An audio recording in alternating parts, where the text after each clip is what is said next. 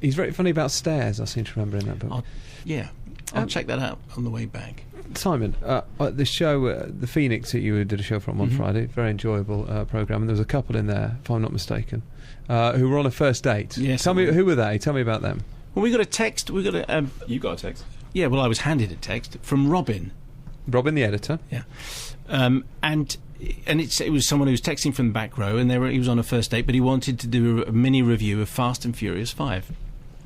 But he didn't want to call out the review or come down to the microphone because he was afraid he would scare his girlfriend, or, you know, if indeed she wanted to be known as girlfriend, because she just was anonymous. She didn't want to give her name, so we just called her Mary, and he was Grant. And so that just seemed quite fun. And then he was desperate to give his opinion, so we got a microphone up to him while she looked as though she just wanted the earth to open and for her to disappear. Anyway, so we got them up towards the end of the show, and the only way she guaranteed to go on the second date is because the management at the cinema offered them free tickets to the Silent Goat movie. To go to the Silent Goat movie. So, you know, maybe there is a relationship that will endure, and there'll be a wit-attainment marriage. Can I just say, if somebody asked you out and the first date was tickets to see us on stage, would you go out again with them? That's quite sweet.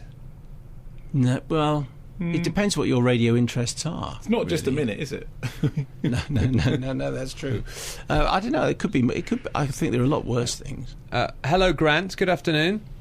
Good afternoon, Richard. How are you? Yes, fine, thank you, Fast and Furious 5, man. That is me, Simon. Hello again. How are you? Hello, Grant. Is she still with you? Mary. Not at this precise moment, Mary. I tell you what, you were very close guessing her name. I still won't give it away. But Maureen. You were exceptionally close. Okay. Did you? So the question is, Grant, did you go on a second date? Well, if you don't include Le Quatre Volte as the second date, we are actually arranging one for this week. So that's technically a third date, I suspect. And will that be to a radio outside broadcast? It certainly will be, yes. I should be tracking one down and dragging her along, Richard. No, she said... Sorry, go on. No, I was just going to say, so this is something that you think has potential? Well, I think if she can get through the first date, and I'm into the cinema, I love the entertainment.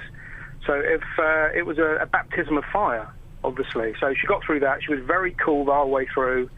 Very level-headed, she went along with it, and she was fantastic, I must say. You'll have heard Mark a moment ago implying that it was slightly weird to take a first date to a radio outside broadcast. Why did you choose their programme from the Phoenix Cinema in East Finchley as the venue for your first date with Mary? It was very spur of the moment. We'd already said that we'd go out for a coffee.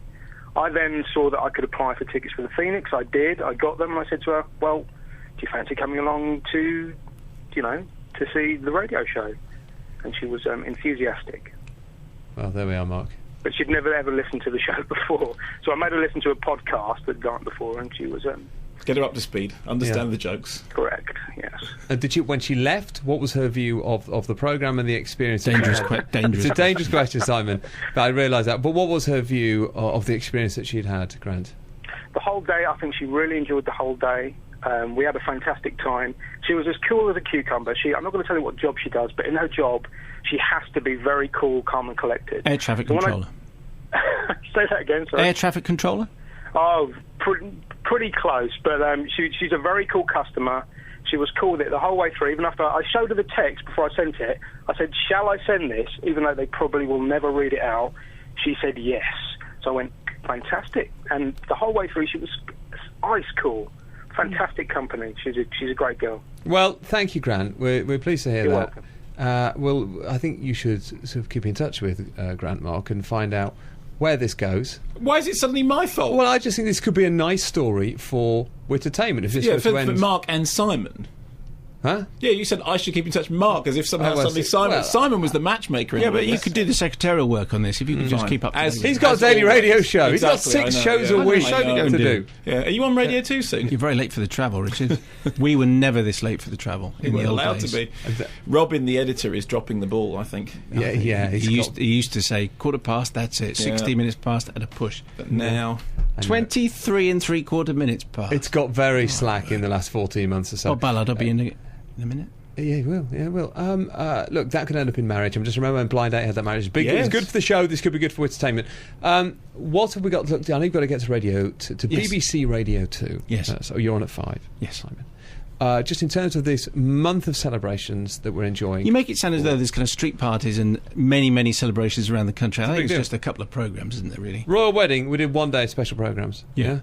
When the Berlin Wall came down a couple of years ago, I think we did a day or two. We are doing a month of celebrations for entertainment. On the promo screen on the television here, it says that we're going to be joined by Stephen Fry, Michael Sheen, and other Frieds of the show to celebrate. So we've got lots of Frieds who are going to pop in. We're going to do that, and then we've got a big show up in Salford with a complete orchestra, which is going to be great. Yeah, perhaps those fried people are from the Towering Inferno.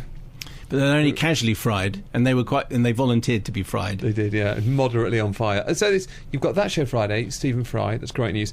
And then you're going to the BBC Philharmonic's New Home in a couple of weeks, yes. Mark. Well, yes, we're doing the show a week Friday from there, in which we're basically using them as a jukebox during the programme. We're going to, because we did this sort of roundtable discussion of what film music we all liked, and it was me and Simon and Andrew Collins and Richard Wrigley and Mr. Ziegler, Robert Ziegler, and so we chose a bunch of film scores that we're going to be playing. And the idea is that we'll be doing the programme, but we will be using them effectively as a live jukebox. Is that right? Trumpet guys, yeah, do the trumpety bit. Yeah, blow us a horn, then, chaps.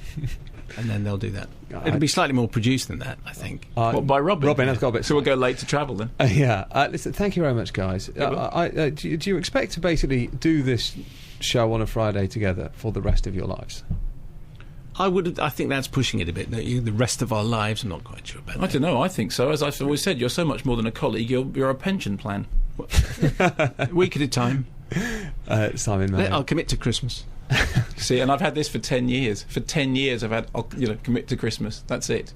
Always the bridesmaid, never the bride.